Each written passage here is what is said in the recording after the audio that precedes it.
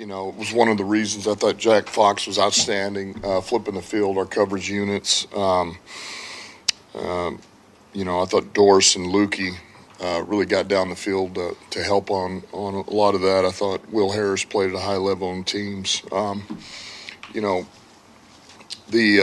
takeaways, right? I thought our defense set the tone for the game when they went out there, got the takeaway, set the tone early in the third quarter, got off the field twice, 2 stops, and then, finishes the game with an interception, which was huge. I thought we were disruptive all day. We hit the quarterback, and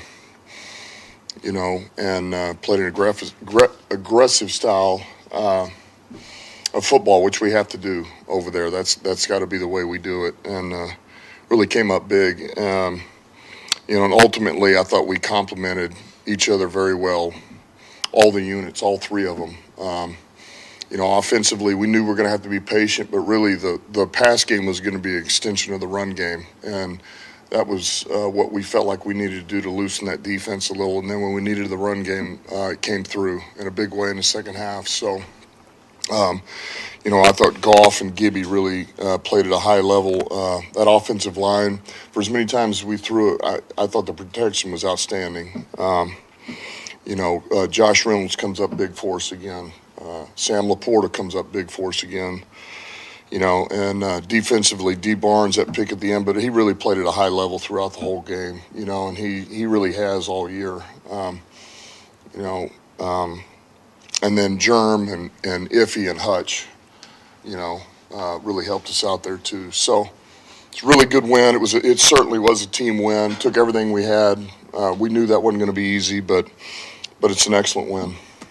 Questions? You mentioned the defense. Goff sort of closed his press conference yesterday by giving Aaron some credit for the job that he did. Can you reflect just a little bit more maybe on what Aaron did, the game he called yesterday, the timeliness of some of the blitzes, and then some of your players, defensive players, have compared the 2 of you as leaders. I know obviously you have some more mentors and everything, but maybe the effectiveness of that area of his coaching too, like why he's such a good leader.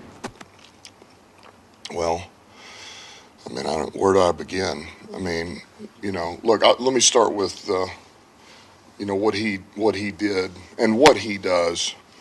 The amount of hours that he grinds on tape to prepare his players, his coaches, but himself, for what he thinks is going to come and for where he feels like the game's going to go and what he feels like he needs to call in that time relative to what he believes that coordinator's going to call is there's nobody that works harder. There's nobody. And he's got great vision for putting a plan together. He understands football very well. And when you start talking about his leadership, he's one of these guys, he's special. He's special. He's got it, his ability to communicate, to relate, to push, to grind, to love, demand. He's got it all. He's an outstanding communicator. He's an outstanding teacher.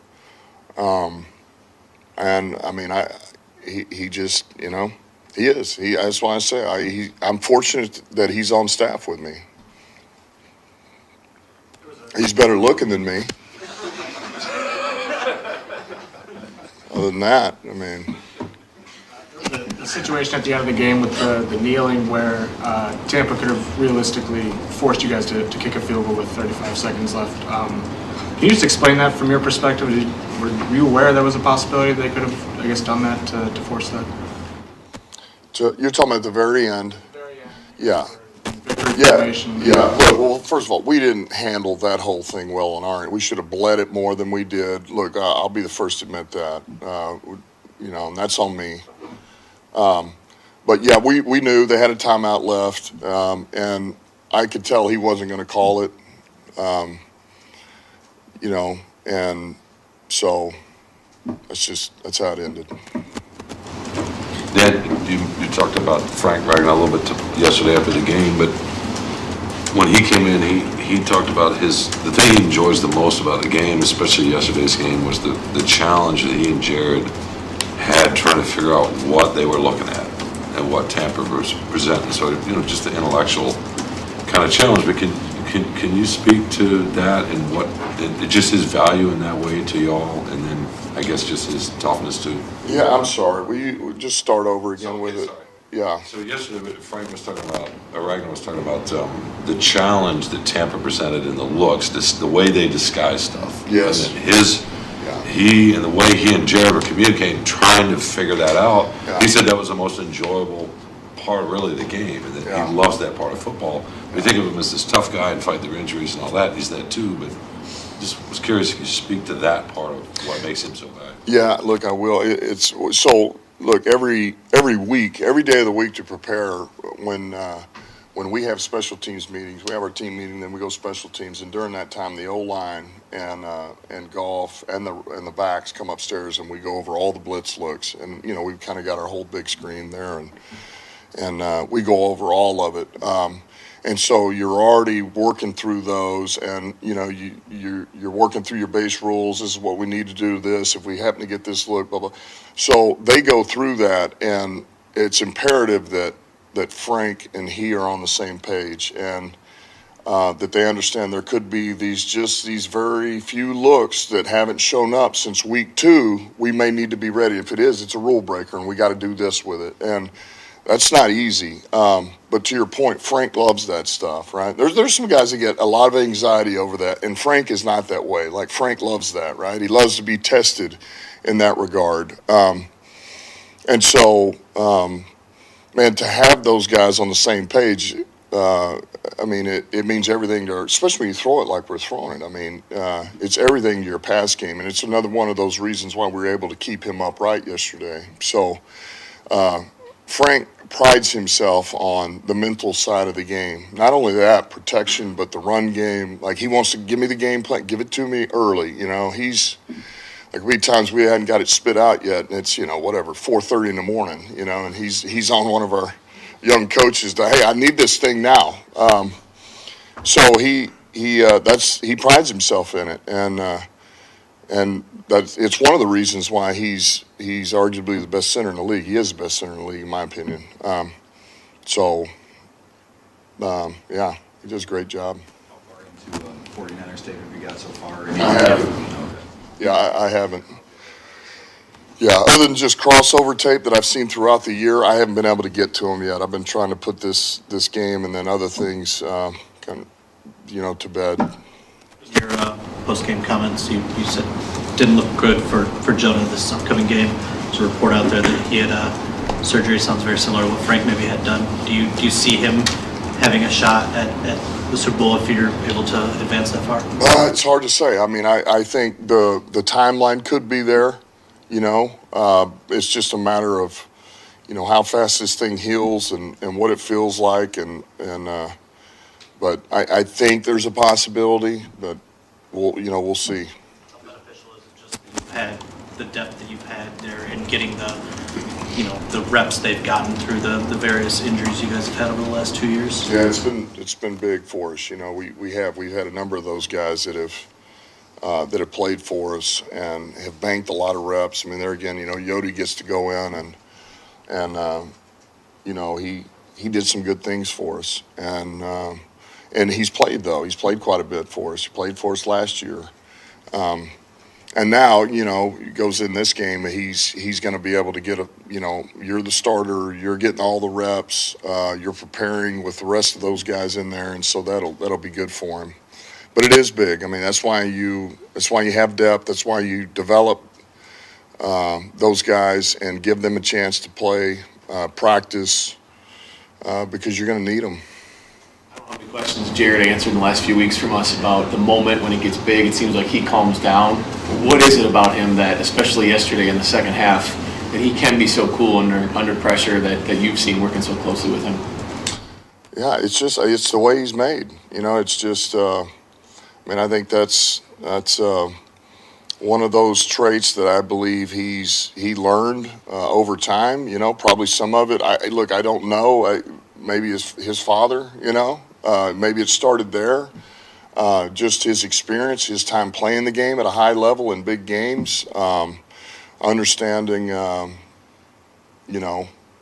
What's coming next. But he does do a great job with it, and he does stay calm. he does stay cool, and he knows even if it feels a little shaky, a little rocky, it'll smooth out. It'll smooth out. You just keep playing ball.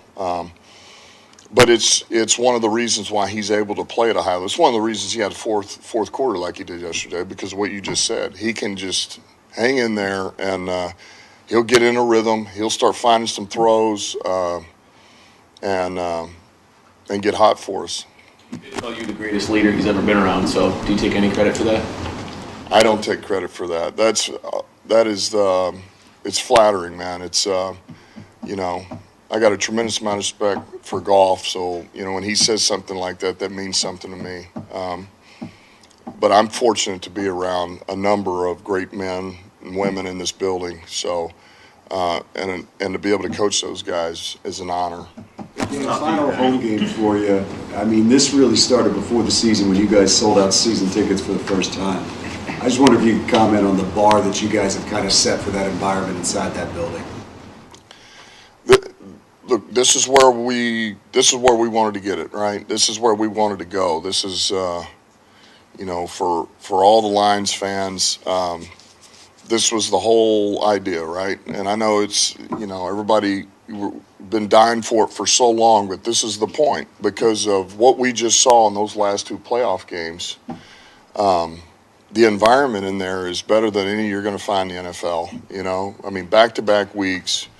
The eardrums are just banging. The only thing I thought I would get a blown out eardrum, it didn't happen this one. We'll work on that next year. But it was electric, and it was. I mean, I brought this up last night. But if you're an opponent, that's tough to play in. But you also walk away going, man, you'll never forget that environment. It's special to play under that kind of duress and stress, and a home crowd that's not your own.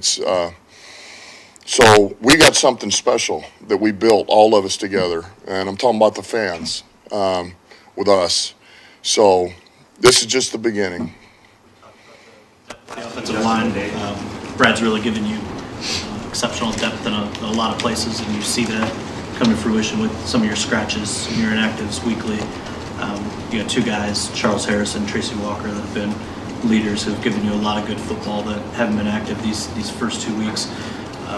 How are they still continuing to contribute to what you're putting out there in these playoff games? Yeah, both of those guys are the consummate pros. I mean, they go about their business, and they give us everything they've got every week. I mean, I can think of 2 rushes we got last week from Charles against Decker that were, outstanding. I mean, so just you talk about preparing the guy across from you for what you're getting ready to face and doing what I can. All right, well, this is where I got to help the team, and not only that, but just to mention what they do for the young guys around them, and to try to help them, prepare them. They don't sulk. They don't, doesn't mean they don't like it, but they handle it like pros, and they're very much a part of all this. They help us win.